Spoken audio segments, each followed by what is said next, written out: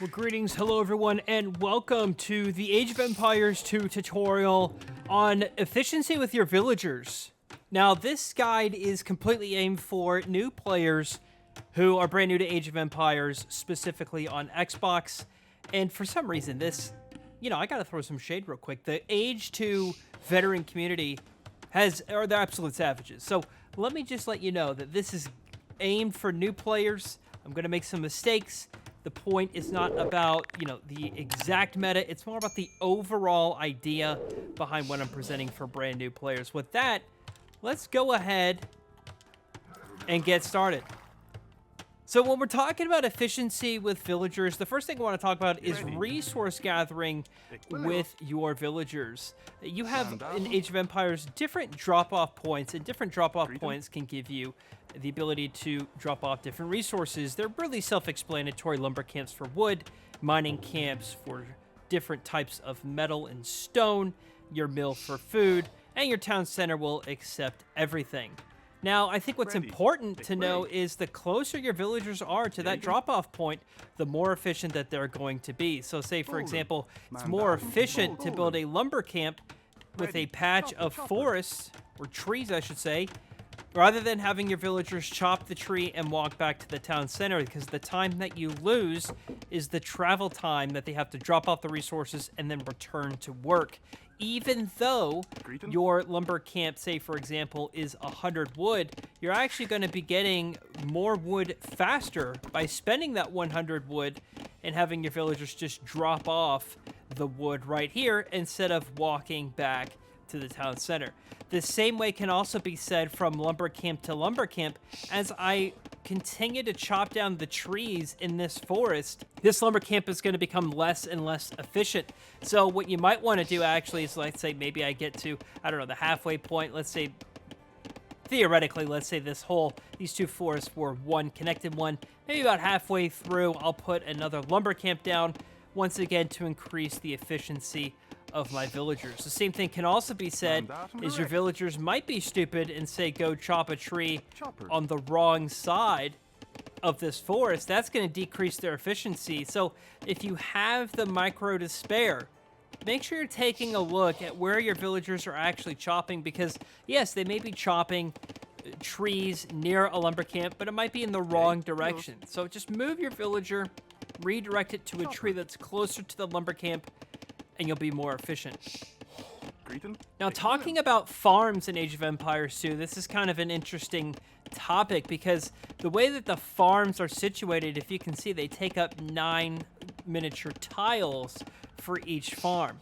What that'll mean is actually it's almost impossible to create a perfect square of farms around, say, your town center or your mill. As you can see, you might have some gaps. You might have some farms that look a little bit different. That's just the way the game kind of was designed. Now, what you can do to kind of increase your efficiency is you want to make sure your villagers aren't really traveling more than, I would say, 1 farm or 2 farms to the next drop-off point. So let's say, for example, I have all of these villagers farming here, and I'll just continue to train some more villagers to make that a reality. And I want to keep adding farms. Well, what I'll do is, let's say over here, I'll build a couple of farms. And then I'll take a mill and put it, say, somewhere right there. That way that the villagers on these 3 farms, even though they'll be 1 or 2 farms away from the town center, I build another mill, they're now going to be much closer to the drop-off point. So you may say to yourself that the difference in the length that it takes your villagers to these drop-off points isn't a big deal, but same, just like the wood, it is a significant deal for your villagers to be as efficient as possible. So the closer they are to drop-off points, the better. But keep in mind, some civilizations, like the Chimera, they don't require drop-off points for the farm specifically. So you can actually place those anywhere if you play as that civ.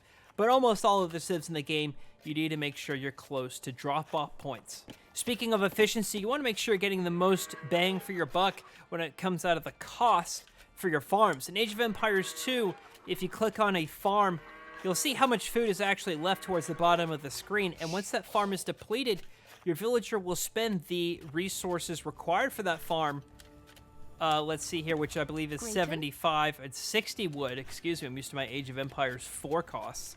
And so they'll replant that farm and continue to get food. Now, what you can do is increase the efficiency of that by getting your farm upgrades. Go to any mill. Researching horse collar, it does cost a little bit of wood and food, but it is, of course, greatly more efficient. So you're getting more mileage for that wood that you're spending for your farms in Age of Empires. The same way, also, you want to make sure that you are ensuring that your food and your wood is up to date. You want to make sure, especially with your wood, that you have enough wood to continue to replant your farms and your food to continue feeding your military. Now, efficiency doesn't necessarily just have to be related to your villagers. Efficiency can also be related to your military buildings as well as your military units. Firstly, sending more villagers to build your buildings obviously makes them go faster, but also you got to think having more buildings makes your military train faster. Instead of having 1 or 2 military buildings, considering adding many more as the game progresses if you can afford the wood. Just because instead of pumping 1 or 2 military units at a time out of a barracks, imagine having, 9, 10, 12 barracks instantly pumping units if you can afford it. That'll make it much more efficient that your military gets replenished, or you can send units to the battlefield much quicker. Just because you have your buildings and you have a lot of buildings that you can train units doesn't necessarily mean it's as efficient as it can be. Like, let's say you're going across the entire map and you know that a big engagement is going to happen and you want to have your reinforcements get to the field faster. Well, then consider building what's called a proxy, which is building military buildings closer to your opponent. What this does is this eliminates the travel distance that your units are going to need to make to wherever you think this engagement is going to happen. So consider building proxies if you can afford it. The same is also true with, say, example, fishing ships. Make sure that if you're going to be fishing in lakes, make sure that you're not only making multiple fishing ships if you can afford it, but you want to be going for the closest fish wherever possible. The further your fishing ships need to travel to get to the fish, that's just time that they're not as efficient. So if there's closer fish, you might want to manually control these ships to go for that. Another thing you can keep in mind in Age of Empires 2 is the villager presets. Clicking the right stick and selecting, say, your food and wood preset will automatically assign new villagers as they're trained to go do some sort of task. Keep in mind, though, that some of your villagers may be pulled off of other tasks. You can see these farms that previously had villagers, they're now redirected to other tasks, and even though they're getting the resources that are required, they're not being as efficient because now they have to travel to this mining camp. So let's drop a new mining camp here. A new mining camp, say, here. That might actually not be as efficient because now they're going to have to walk around the stone mine to get to that particular one. So you want to keep in mind, even though if you set a villager preset, there might be some babysitting still required. You'll see villagers being pulled off from things you've previously assigned them to. And just kind of keep that in mind as you progress throughout the game. I personally don't really like the presets, but that's just me. What you'll also see sometimes is if you select a villager preset, for example here, remember this proxy I initially told the villager to build, sometimes your villagers will just be pulled off of whatever tasks they're doing, even if that's making a building. You can see this barracks has 135 hit points. The villager I sent over here had started building that barracks, and because of that preset, he took off and ran somewhere else. Is that efficient as possible? No, probably not. But is he doing what the preset told him to? Yeah, he was. Next, consider getting your wheelbarrow upgrades as soon as you can.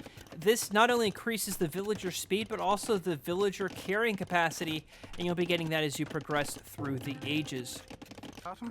Finally, as you advance through the ages, notably when you hit castle, you can build additional town centers. I really recommend placing this in areas where you think you'll be able to gather more than one resource, or you think it'll be a valuable drop-off point. Maybe, say, for example, close to this tree patch, maybe somewhere around some minerals, like maybe you could get both of the stone and the wood here. Or maybe you want to put it kind of here in between the gold and the wood. You can do that as well. Make it someplace where you can also gather, place farms around it as time goes on. What you can also do is I'm playing on the basic interface, so I don't actually think I can make control groups here. But you can if you want. Once this town center is built, double tapping A, I'll be able to select both of them. If you're on the advanced interface, you can use the left bumper button, which actually, can I select all of them? Yeah, so if you actually go to the Find menu, go to all town centers, hold down A, you actually can select both of them instead of making a control group if you prefer to stay on the basic interface. Now, when you have both your town centers selected, you make, let's say, any increments of 2 villagers, or really any increments of villagers, as long as you have greater than 1, you will now be training 2 villagers at once. I am in the camp that always making villagers is in your best interest. Never stop making villagers. Till you get about 100 villagers is where I really recommend. But this is someone who plays a lot of Age of Empires 4, and I think 100 villagers is really the sweet spot. I don't really know what's the recommended one in Age of Empires 2, but that seems to really work for me, but your mileage may vary. Well, I hope this video was helpful for you, maybe being a little bit more efficient with your villagers and getting different resources. Again, you want to make sure your drop-off points are as close as possible so your villagers are making the most out of their travel distance. You can see, like, this villager here. This lady might be able to go a little bit closer over here, so on and so forth. Making sure that your farms are as close to drop-off points as possible. Same with your minerals. You can pump more than 1 unit at once, building proxies, that sort of stuff. Again, I know that this is not the most in-depth tutorial.